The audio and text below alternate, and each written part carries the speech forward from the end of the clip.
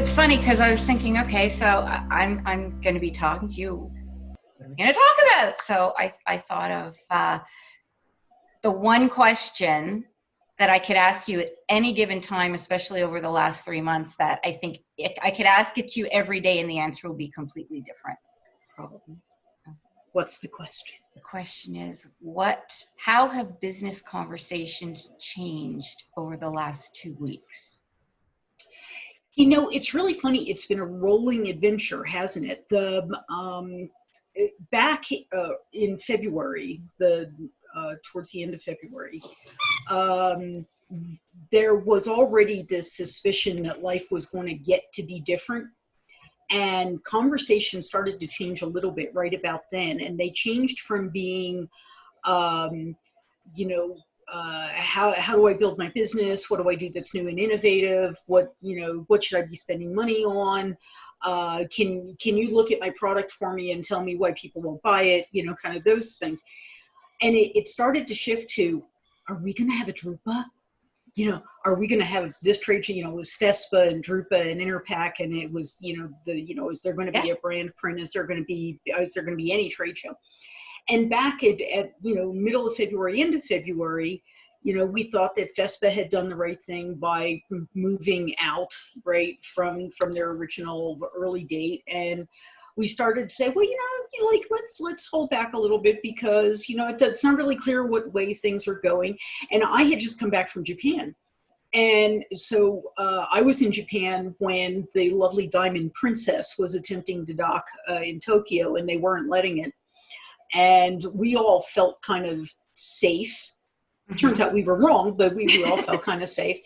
And we were watching what was going on in China. But, even in Japan, among the vendors I was talking to, there wasn't this immediate conversation change. It was, more about, what's going to happen with shows, and not really talking about the immediate business. And then, as we rolled towards the end of February, I went to the last event that I went to towards the end of February. I went to the Imaging Network Group meeting, which had been moved to the Bahamas because of a construction issue at the Florida hotel they were intending to go to.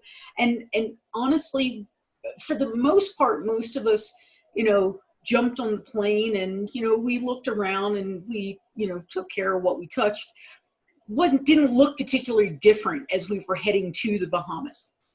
But while we were in the air, Xerox announced that there was not going to be any international travel. And so one of the people who was supposed to come and speak at the meeting got stuck at home and couldn't come. One of the other members of the team had gone early, so he was there. But we noticed that the table of badges looked a little different than usual because quite a few more vendors were making the decision that people were not going to travel, although the printers were by and large there. And this is still back in March, right? And this is still the end of February, beginning of March, right? Yeah. And I actually had one more business trip on the calendar for immediately after the next week when we got home. The night we were coming home through Chicago, you could have put bowling balls down the concourse. It looked really weird, but you didn't have a sense that it was permanent. You had a sense that this was just sort of a weird anomaly. I actually had to be in Boston the next week, and I got on a plane and I was very careful, and I went to Boston. I did my meeting, and the Uber driver announced to me that he had Lysoled the whole inside of the car when he picked me up.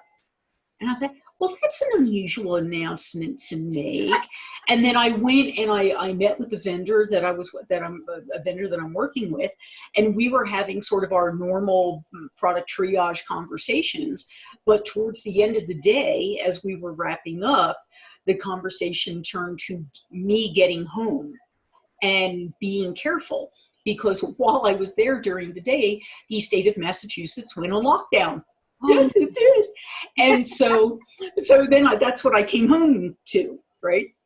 Okay. So by the time I got home that night, pretty much everything was going on lockdown. So for the next 2 weeks, most of the phone calls that I was on, both with vendors and with print service providers, had to do with, what do I have to do? What plan should I be making? What do I do about my marketing messaging? And we were still asking ourselves if there was going to be a Drupa.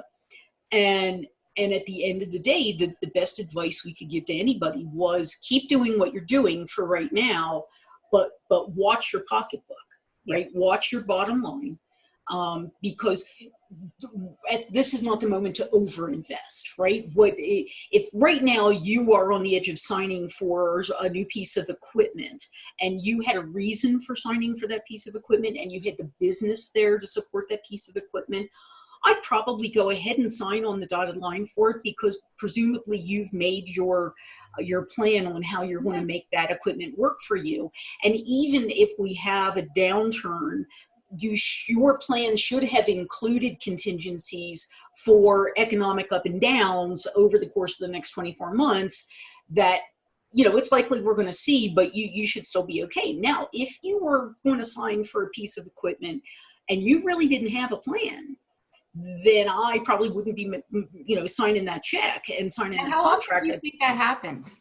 I think that it happens more frequently than people admit. I think especially with print service providers who consider themselves innovators and early adopters, and people who like to be at the forefront.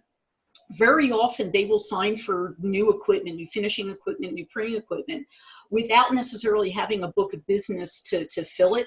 They kind of look at their existing capacity planning and their existing book of business, and they think about, they listen to the vendors talk about all the net new capabilities that this new device will bring to them, and they lay a little bit of groundwork around what of their customers they can serve with these new capacities and these new capabilities, and they'll make a considered decision that still has probably a higher degree of risk than not, to go forward.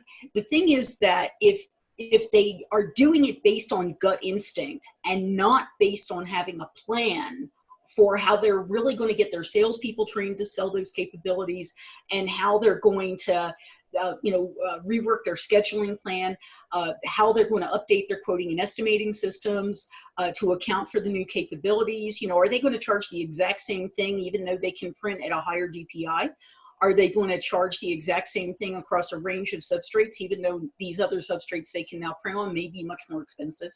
Are they going to charge the exact same for new styles of finishing, even though this new machine needs to be capitalized, right? I mean, there are a lot of things that you assume printers are asking themselves, but when you talk to one that has gotten themselves into a bit of a challenge, they didn't ask themselves that question, and they really didn't understand the ramifications. So as we were coming through, and I was saying, look, write the check if you're really confident. Don't write the check if you're not really confident. And what I was saying to the hardware vendors and to some of the software vendors is, look, start to get prepared for different, right? Start to get prepared for, at that point we were still maybe Drupa, maybe not Drupa, but let's assume not. And you were going to introduce some new thing at Drupa, and you were looking at that as your lead generation, and maybe that's not going to happen. So how are we going to introduce it now, and what's your planning towards it? And some of the vendors got it and immediately went into video mode, right? They went into, okay, so we're going to have some virtual events, and we're going to do, this, that, and the other thing. And a lot of the software vendors did as well, and more power to them. The ones that were smart, they built programs that would be engaging enough to hold people's attention for whatever period of time they wanted to do that. They got themselves onto a platform that made sense for those types of video engagements. But the conversation still didn't shift a lot, even though we were laying the groundwork, and at the point where Sabina had to make the announcement that Drupa would get postponed to 2021, and at the point where Brand Print had to say not this year, and at the point where we started looking at the sort of dominoes that started to happen as different events were, especially the ones in late spring and summer, were starting to reconsider the plan of trying to get people to them. I think there was still a lot of confusion about how to message into the marketplace, and so those calls and those conversations we're still towards, it was like 50% the old conversation and 50% a net new conversation. But you asked about the last 2 weeks, and the last 2 weeks have gotten really very interesting because we've had, Printing United say, we're in for it, we're doing it. Get ready, we'll see you all in Atlanta. And we've watched people do all of the work to, if you are planning on going to Printing United in Atlanta, you're looking at booth construction and drayage, and you're trying to decide whether to move machines. You're trying to figure out how much staff to take, how much, to book hotel rooms. You're looking at a lot of things. And, the team at Printing United, they're confident that they're going to be able to have the show. They've got a Johns Hopkins consultant working with them. So at the point of that announcement, at the point where they went public and said, yeah, no, really, we're having the show, the phone calls changed, right? Because it's a combination, right? The vendors are going, well, okay, so I guess we're going to have a show. Do I really take equipment? Do I try to do an announcement at the show? Or do I go with a more limited, storyline? I don't want to make a smaller booth. Maybe I need a bigger booth because I need things to be further apart. Because if you think about Printing United in Dallas, some of those booths, I couldn't actually walk between pieces of equipment. And of course, I'm a wide body L1011, but at the end of the day, even you would have had trouble walking between some of the printers and some of the booths. And I'm thinking, if you're coming to Atlanta, that's not the customer experience, right? You can't tolerate that. So from a vendor perspective, the questions and a lot of the talk tracks are around, how do I bring my message with the most respect to people who will come, to recognize that distancing is still going to be part of our lives. It's not going away by October, right? And how do I present my products in such a way that everybody feels safe? So that's a whole new set of questions over the last couple of weeks as this looks like this is going to be our future. Printing service providers and marketing service providers are a little bit interesting because I have not spoken to one yet that does not plan to make the trip. And I think when I first started talking to a few, here and there, it was like, so you're going to get a Printing United? It was, well, yeah, I feel like if they're going to have the show and, they've got sanitizer stations, I've got my branded mask. It gives me a chance to walk up and down the aisles with my brand all over my face. And I'm thinking, well, that's forward thinking. And for, the guys who are wide format guys who live and die by this show to figure out, what to buy next. And for the guys who are commercial printers who are, looking to expand, they look forward to this now because they feel like this is a chance to go to one place and see a whole lot of stuff. And the counter to that is, yeah, but couldn't you just go to the vendor? Couldn't you just go see Roland? Couldn't you just go see Mamaki? Couldn't you just go see, Ricoh or HP or Canon or Zycon, Screen? Well, yeah, you could, but that's a lot of trips. Whereas you can go to Printing United and walk the floor. And it's one-stop shopping. And if you are careful, if you take personal responsibility for your safety, in a way that we probably didn't used to worry about, and you wear your branded mask, I think you've got a chance that you will see a decent turnout at that show, because they're going to market, they're going to message and market that they are making it as safe as they possibly can. So in the last 2 weeks, those have been a lot of my conversations, to go, to not to go, to show, to not to show. It's interesting because I don't know how to say this without it coming out strangely, but when Printing United launched the first year, which was their first show. Yeah, last year for Dallas, yeah. It was like everybody flocked there because they wanted to see what it was all about. Right? New. Yeah, it was new, it was different. And now it's going to be, this is the first time we're going to get to come together again as a community. So it's an added impetus. I think they're in a position where they're first out the gate, they're lucky. It could have been any show potentially there. It's almost like they managed to find that little nook and be able to take advantage of that. They were smart, right? Because the SGIA event had always been well attended, right? If you'd ever done that show, I mean, it was always packed, and it was the years it was in Las Vegas, it's just massively huge, and even the year of the hurricane in New Orleans, it was still remarkably well attended. And there were always innovations, and for a lot of printing companies, especially in wide format and signage, it's where you went to learn about what the new substrates were, how to work with vinyl, what the new color options were, who's got what new piece of equipment to consider, because especially in wide format, you can buy a commercial device for 15 grand, or less, and take that back with you, in some cases put it in the back of your truck and drive home, and start making money with it pretty quick, right? And so that show always had that kind of aura around it. And when they looked at it and they said, well, if you bring all the, there's a huge crossover in vendors between wide format and commercial. And so if you start to tell those vendors, hey, have we got a deal for you? Not only bring your wide format stuff, but also bring your commercial stuff, and we'll build this bigger platform. I mean, I think it really resonated because it felt like something that a lot of printers had asked for a while. Can I just go to one, to figure out what I need to do? Do I really have to go to 4 shows to figure out what I need? Or wait 4 years. Yeah, or wait 4 years for the next Drupa, right? So I think that the premise of the show really made a lot of sense. And I think the marketing that they did was good. And I think the education that they paired with it was good. Now, this is where they're going to struggle this year, because coming up in October, I do keep asking the question, okay, last time there was a lot of education, there was a lot of opportunity. Education's a little riskier this time because you are asking for people to come into a smaller room.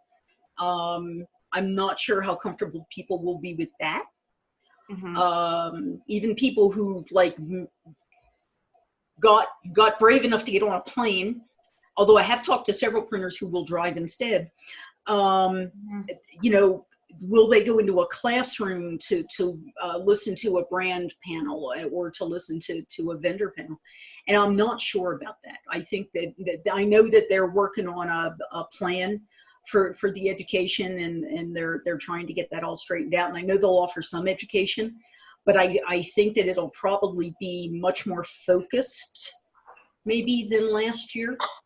And I think that's something for everybody to watch for. I think for whatever education they offer, I think it'll probably be very valuable, but they're going to have to gate the attendance. They're not going to have a choice, right? No. So, I mean, I think that, in terms of what, that was the last 2 weeks. What did the next 2 weeks bring is going to be the really interesting question. And the 2 weeks after that, and the 2 weeks after that, because as we start getting into July and we start looking at print around the world, where we're watching some interesting things take place. So I watched the Heidelberg monitor, the global print monitor. And they divide it out into packaging and commercial print around the world.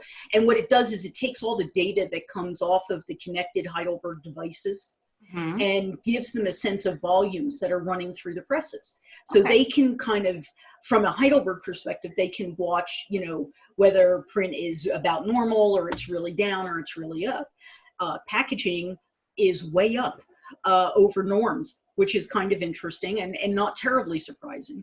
But commercial print definitely, especially, across North America, has definitely taken a hit. And it's not really clear whether it's a, you have to, when you're getting data off the Heidelberg environment, you're looking principally at an offset environment. And so I look at that, and then, I desperately wish the digital manufacturers were doing the same thing and publishing it, Well, some of them, it's like, if you're an HP Indigo person and you've got print beat, you can see a lot, but it's not something that they're publishing out, in public forums where everybody can get a hold of it. But are they actually paying attention to the data, whether or not they're publishing it? Is this? They definitely are. Yeah, I mean, they've got a whole team. That's their job, is to keep their eye on it. And I know that, Ricoh and Canon and Xerox and everybody who are, EFI Connect people, they are all very much aware, but it doesn't get published out the way Heidelberg has chosen to do with the Connect piece that they're publishing. But the thing that's interesting is I've been talking to a lot of digital, principally digital printers, and for some of them, their work has gone through the roof because they're being asked to do a lot of different kinds of work that they hadn't been asked to do before by their existing customers. Short run, typically, there's been a lot of really kind of interesting stuff around, you were doing all our marketing brochures, but now we need to communicate to our clients what we're doing to keep them safe. So there's net new direct mail pieces. It's not all going out through email, because one of the things about this particular point in time is that there is such screen fatigue that there are many people who simply will not look at an email from another one of their credit cards trying to tell them how they're taking care of them. Yes. Right? I mean, if you think about all the people you have financial services relationships with, and you think about all of the people who, your bank, maybe your retirement account manager, maybe you've got some brokerage account, your credit card, your utility company, right? Your mortgage company, maybe you've got a car note. You start to think about all these people, and every one of them wants you to know that they care about you. Well, don't forget all the retailers. Oh, and every retailer, right? And both the ones that you have loyalty cards with and the ones that you don't have loyalty cards with, they all want you to know how valued you are. Yes. And if I just separate out the email that comes in overnight, that are from all those people, and I look at the content of it, there's no content there. No. There's no message there. There's no reason for me to engage. It's just them congratulating themselves for reaching out to let me know how much they care about me. And I'm thinking, you're not really proving that to me at the moment. And then, conversely, the interesting thing is, if I look at the direct mail marketing that comes into the mailbox, that tends to be, for the organizations that are sending that out, it tends to be much more focused on whatever situation I'm in with them, right? Whether it's a credit card that I have with them or it's a bank account that I have with them. And in fact, our business banking relationship came back and offered to feature us in their Facebook campaigns. And they're doing it to try and help all the small businesses that are part of their account. So it started with a notice that came in the mail that said, hey, we're going to be doing this program. We're not ready yet, but we just want you to know. We'll send you an email when we're ready to start gathering information, but we wanted you to know this was coming. And the fact that they sent that email was good, or that direct mail was good, because if I had just seen another email from them, I probably just would have filed it. Right? I probably wouldn't have even opened it, but now I knew to watch for this offer to do this campaign and to feature, and this is for the restaurants. And so it was like, wow, what a smart thing to do, because that way they got my attention from the mailbox. And then I was willing to accept the email from them. Where right now my attitude on email is, it's just one more thing that really isn't focused on me. So let's go back to the direct mail piece. Yeah. On a scale of 1 to 10, 10 being, what's a good direct mail piece. Yeah. 1 to 10,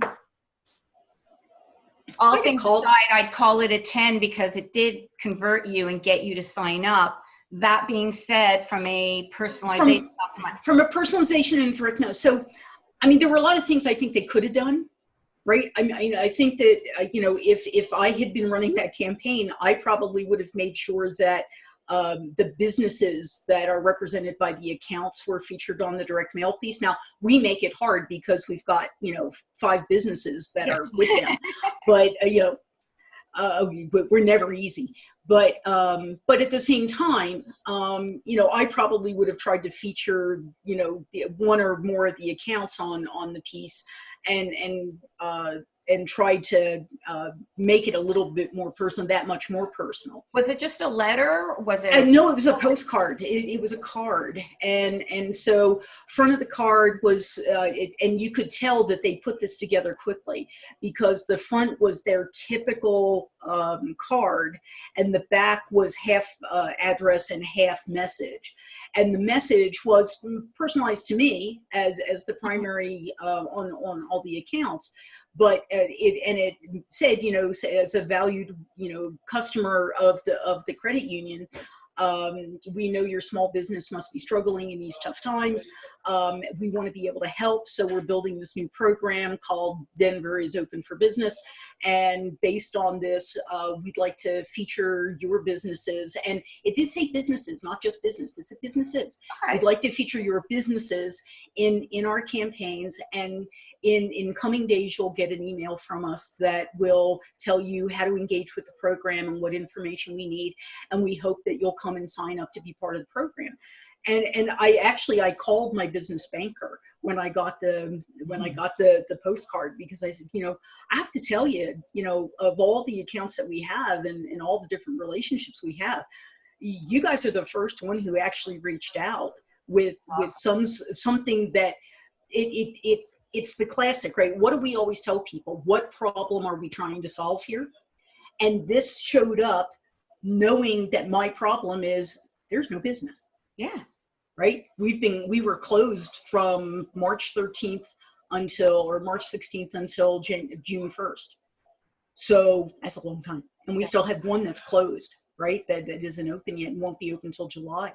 So, you figured out I had a problem, and you brought me something that helps me work towards solving my problem, right? And I thought that was really nicely done. And if I compared that to some of even some of the direct mail marketing, both letter mail and postcard mail that I've gotten from some of the big credit card companies, it's nowhere near as responsive to a problem I might be having.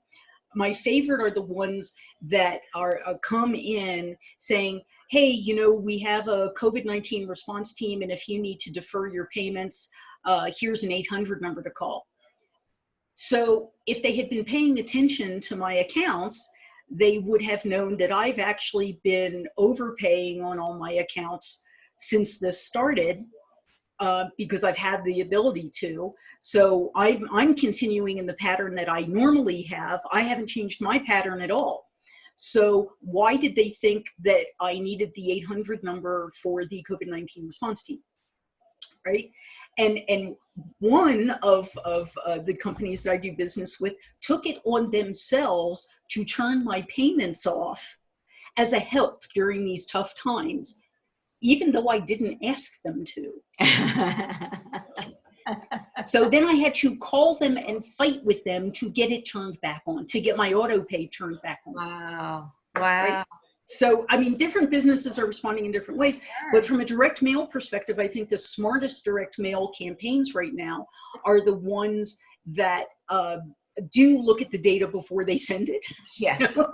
Right. That's a nice thing to do. Be a little bit respectful. Direct mail campaign, right? That's true. That's true. Yeah, it's not just a question of right now. It's a question of always. But especially right now, if you think about, you can appear to be quite tone deaf if you are sending the wrong messages out, either through direct mail marketing or through billboards. I've seen some billboards that were questionable, or through e-delivery. And even the insertions into transaction mail, right? If I look at the insertions into some of my transaction mail, again,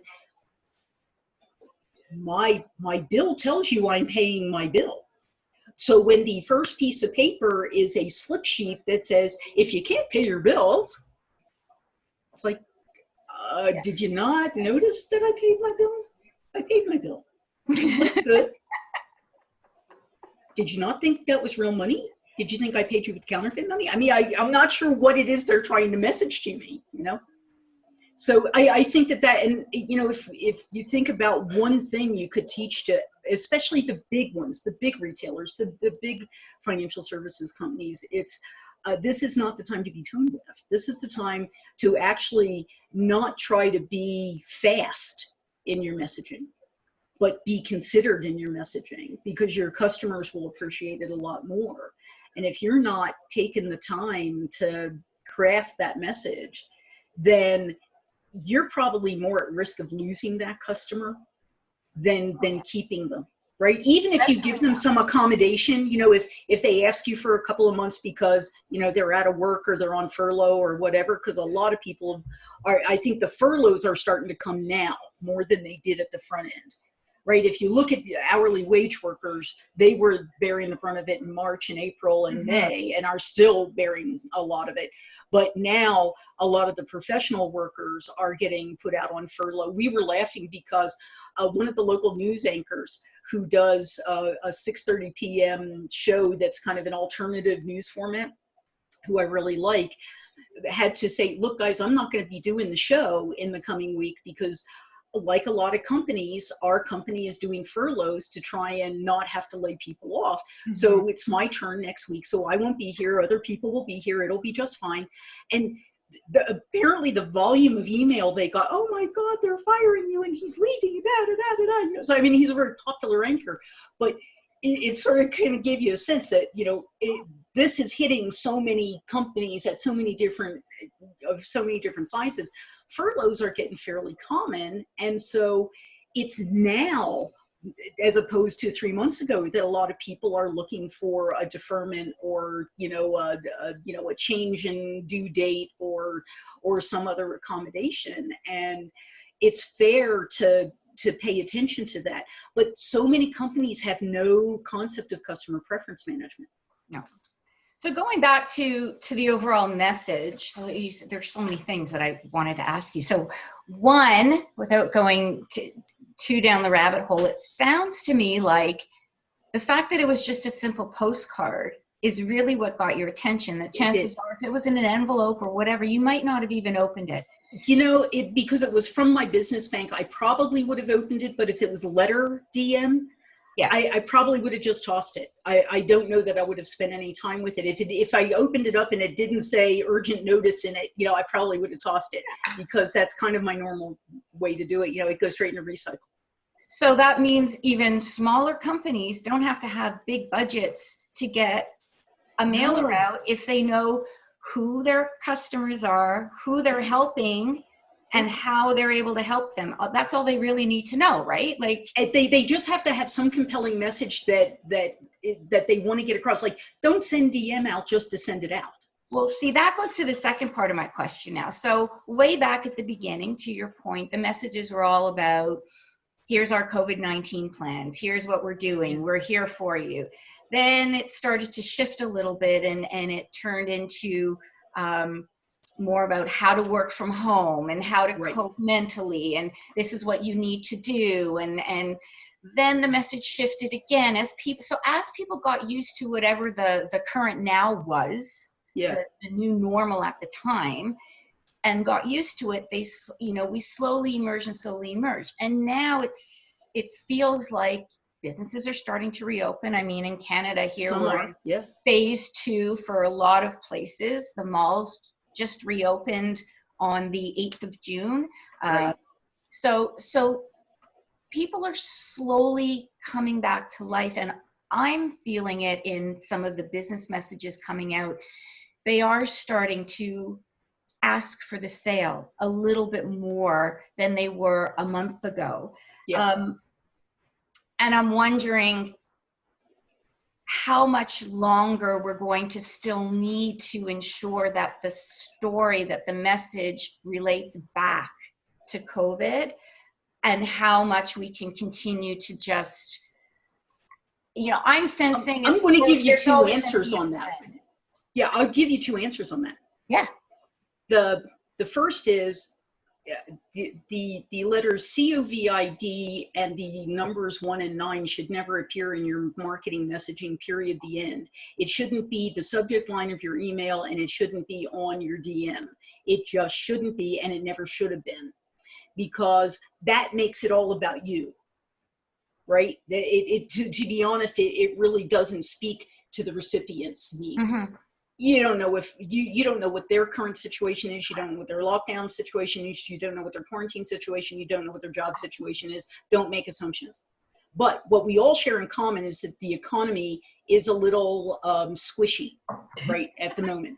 I think that's the best way of thinking of it. And how long is this going to last? 2 years. So let's be in it for the long haul and not the short win. If you want to do some marketing messaging, and I encourage, relationship management, communication. I don't think that's the wrong thing to do, but walk that knife's edge between appearing to only communicate because there's, some sort of global pandemic going on versus trying to maintain a relationship, trying to identify how you can help someone is not the same as making decisions on their behalf that they would not have otherwise made. Exactly. And assuming things about their personal situation that may not be accurate. And too much of the marketing that I'm seeing right now, and too much of what's landing in my email box, assumes that I'm impacted in a way that I am not personally impacted. Right? So I've been working from home for 30 years. So to be honest, I'm fine. Thank you. Mm-hmm. I'm good, But and I know for a lot of people who initially were sent to work from home, it was a big strain. Yeah. Trying to figure out what a friend of mine has an extremely small place in Barcelona, and never intended that his apartment was going to be the place he was going to be working from. So there wasn't, there's a bed, a sofa, and a desk. It's kind of it. But the desk was for kitchen stuff. It was where recipe books and things like that were. So the whole thing had to be rearranged in order to accommodate trying to be working from home and doing video calls and things like that.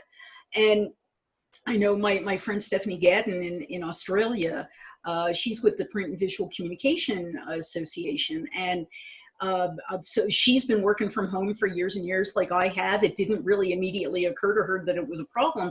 But then as she started speaking to a lot of the people, the pre-press people who got sent home and the salespeople who got sent home, and they weren't able to do the water cooler thing, and they weren't having lunch together, they were really struggling. So she started hosting a 10:30 tea break, with that anybody could call into. Just, whoever was around, call on in, and, we'll have a chat about whatever you want to have. Well, we'll be the water cooler. And a lot of companies started offering, a lot of groups started offering that water cooler advantage, a chance to talk to someone else. And I think, and a lot of, we saw a lot of it on LinkedIn. Oh, yeah. We've seen all manner of Zoom things going on. But now that we're so deep into this, you're watching a lot of that fall off. Yes. Right about the time Teams started advertising on the television about doing the thing, and Zoom started advertising. I think it's about the time we all said, enough. Really, I'm okay. It's just fine. And I think that from this point forward, what we all need to do is, keep an eye on our relationships with our customers and our clients to make sure that we're attending, but we're not obtrusive. Mm-hmm. We're not assuming that they're in trouble when maybe they're not. Maybe they're really just quite comfortable. Thank you. And let the folks know who need to have a chat on a regular basis that we're there for each other and do it. But be smart about it, and don't make it so obtrusive that it has to be at, if you're not there at 9 o'clock on Friday morning, I'm not going to talk to you. Yeah. Right. Because some of these, coffee groups kind of got that way, and it's easy for them to take on a life of their own that forgets the purpose. kind of like DM. But Yeah. direct mail marketing can take on a life of its own and become the reason that that you're communicating, instead of actually remembering that there was a reason for the DM in the first place, right? And it, you know, it's great. It sort of comes back full circle, because whatever situation it is, it really boils down to, what are we trying to achieve? So whatever your goal is, then you put a plan together and figure out, okay, this is my goal. How am I going to get there? What are the steps it's going to take? Now, our goals may have shifted a little bit over the last few months, but for the most part, to your point, if you didn't have contingency plans, if you didn't have business plans, if you don't know who you're helping and how, it doesn't matter what we went through the last 3 months. The only thing you can do now is just dust yourself off. I like the expression, straighten your crown, and just move forward and figure out, okay, now I know. If nothing else, I think now the whole world knows what it needs to do. We just kind of have to get it done. It's getting there. And remember that, you know, we've got two things that kind of walk in parallel. We have all the people that we've done business with before, and we have all of the normal, you know, marketing challenges that we deal with and that we're trying to help them through. But there are also people we have not helped yet, right? So think about some of the people that you've recently started helping that were not in your customer list, you know, 6 months ago, right? And some of them are really fascinating people with some fascinating solutions that are really quite remarkable. And in any other time in history, you know, we'd be having totally different conversations about the power of what they bring to the table and the things that they're doing. But just because we're going through what we're going through doesn't mean they don't need help and aren't going to need guidance. And so for all of us who are in the piece of the business where we're helpers, right? We're the helpers across the industry. There's still a lot of people who need help. And I think sometimes we lose sight of that too. You know, we get so wrapped up in solving, you know, helping people that we've already been helping, that there are a bunch of other people out there who are still looking for help. Oh yeah, absolutely. And yeah, you hit the nail on the head, as the fact that in addition to everything else and all the different hats that you wear, you know, we are in the print industry, and the print industry is the communication industry. And we're very lucky that we know every potential channel of communication that there is. We just have to now marry that up with the goals of whoever it is that needs to communicate. And right now, I had one of those calls at 7 o'clock this morning, right? Somebody who wants to do a series of kids' books, right? Have never really done that before. Oh, I know who that call was with. No, you don't actually. I don't think you have a clue. Oh. Do you? Have you been talking to the other end of the house? Oh, no, this is somebody else then. So somebody totally different. Oh. So this is somebody who actually was in our lives when we lived in Texas, and was in a classic situation.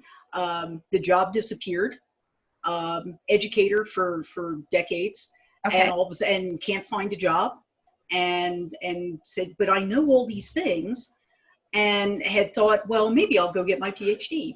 Ultimately, maybe not. Yeah, I think definitely capable of doing that, but that's a long road, right? If you know anybody who's been through the program. So we started talking, actually back when we were at Printing United, we started talking about, you know, all the stories she used to tell and all the things she knew. And I said, well, you know, if you write the stupid things down, you know, we can make a book. So finally this morning was okay, ready to write a book. So now I'm in the publishing piece of my universe is now getting back into gear, right? Because she's got the stories that are the hard stories, right? She knows how to guide kids through grief, you know, loss of the first goldfish, loss of the first puppy, loss of a grandparent, right? These are the hard stories, and she's Montessori. So she knows how to phrase these things, and parents struggle with that, right? So I said, look, you have these amazing stories. So finally we have agreed. So she sent me a rough draft this morning. We went through the rough draft this morning, right? And Is it going to be a nice interactive book too? So we're looking at a couple of things, because we're looking at telling the same story at different age levels. With this first one, because you think about the books you read to kids versus the first reading, the easy learner books, versus the kids who are a little older who want to read on their own, versus even up into preteen and teenage, for certain topics, especially life topics, which is what Montessori is so good at. That there are ways to tell the story at each age group. So we're looking at print, because a lot of Montessori, is interactive, person to person, and not necessarily online. And it's not really clear to me. I mean, we'll have a downloadable version. We'll create that too. But I think it'll be static downloadable and not attempt to be all singing, all dancing, interactive with talking animals, because I think for these topics, there's a better way to do it. I think that from a parent perspective, because you think about parents today, they all have, you've got the iPad or the phone, and you've got ABC Monkey, or what is it, ABC, whatever. You've got all the different apps, the Disney app, and you've got the different educational apps. There's a lot of interactive, but there's not a lot out there for just quiet time.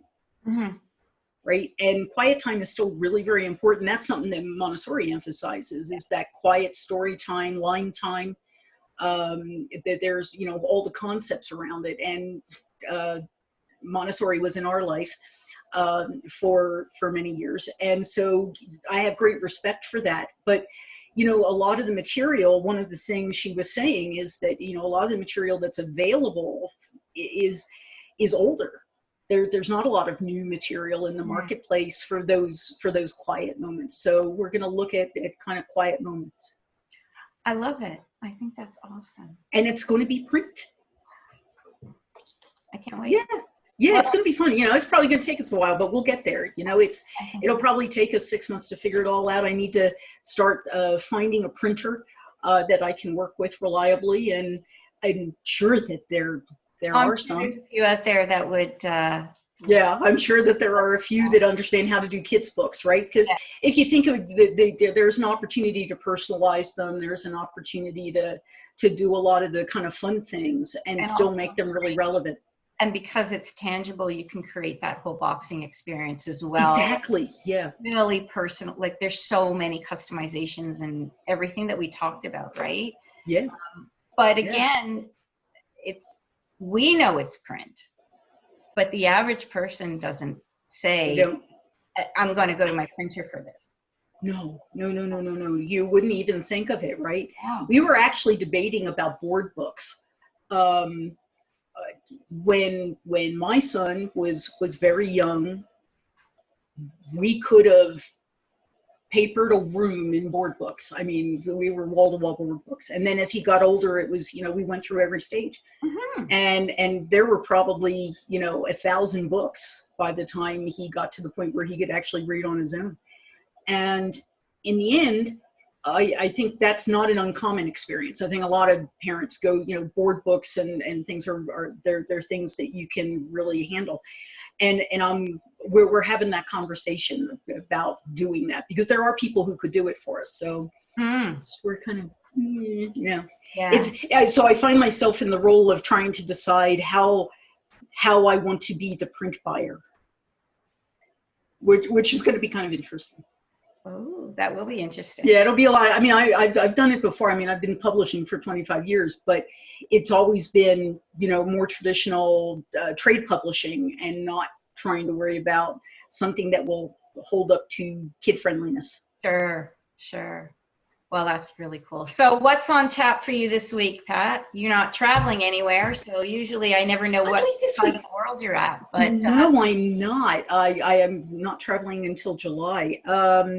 So, a lot of this is customer engagement. We talked in the beginning about, the questions from the last 2 weeks. Mhm. And a lot of this week is delivering on a lot of those questions, and doing some project delivery, and trying to help some people make good decisions, and try to keep them from making bad decisions. Those are two actually separate things, and trying to help some people understand some market dynamics that are a little trickier in the current market to understand. So a lot of really cool conversations, a lot of really interesting questions coming in through the email and through LinkedIn messaging. I get a lot of LinkedIn messaging, hi, could you get on the phone for half an hour? Because I don't understand. Fill in the blank here. Yes. And those are always interesting. Those Okay. are always interesting questions. And it's been divided, right? It's a lot of my conversations are print related, but probably, in the last 6-8 weeks, half of my conversations have been CCM, and much more digital delivery oriented, digital experience story oriented, and then DAM and DRM oriented. Mhm.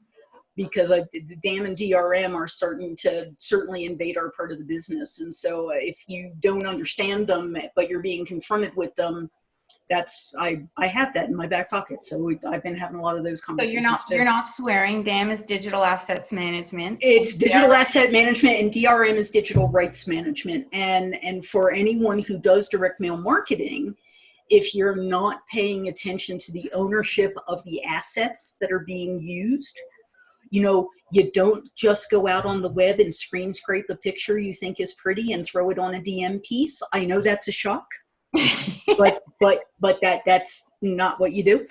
Or Photoshop out the watermark in the back. Oh my God, yes. God, yes. Yeah. You buy the rights, and then Yes. you read what the rights allow you to do, And right? you pay a little extra for global rights. If you You plan to do, on the website. and understand the difference between personal use rights and commercial rights. If you've gone out and bought that $5 CD-ROM of 50 fun fonts, please be aware that they all have a EULA that says that the End user license. license agreement, right? That says that you can't use it for commercial purposes, and that gets missed by a lot of people. Yes. Yes. Yes. So yeah, I mean, it's been a while, but yes, I'm not swearing when I say DAM. DAM and DRM and CRM and CMS and CCM. digital experience, and oh my God, yeah. I mean, Yeah. it's all over the place. XM. Yeah. It's just the alphabet We soup. could do bingo with it. I mean, it would be really easy. Give me a C, give me a C. Yeah. It's really funny, but a lot of organizations, some people who've been hardcore printers, just absolutely did not want anything to do with any kind of mobile or e-delivery, are clicking to the fact that this might not be a bad time to start looking at it.